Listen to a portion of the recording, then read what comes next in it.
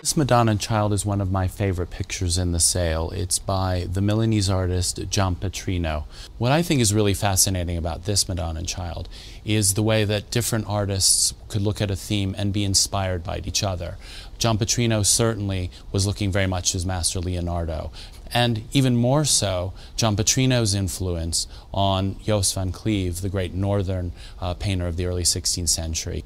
About 23 paintings by Jos van Cleve in his studio of this composition are known. Quite different than this painting, much more northern in their handling, their light, their coloration, with none of the lovely smoky softness of flesh tones that Giampietrino learned from his master Leonardo. Although it was painted in England, this Venus and Adonis by Jacopo Amigoni exemplifies Venetian Rococo taste.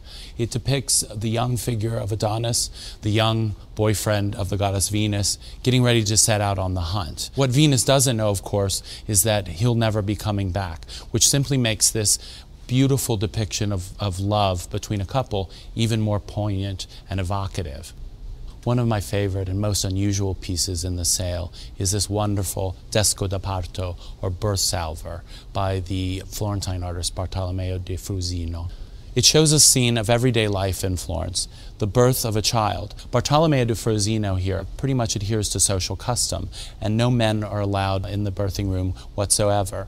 We see here also servants bringing things for the new mother to drink on salvers. And in fact, these birth trays seem to have derived from that custom of bringing drinks to a woman who's just had a baby on large ceremonial platters. As with most of these birth trays, there's paintings on two sides, and on the other side we have a really rather interesting image.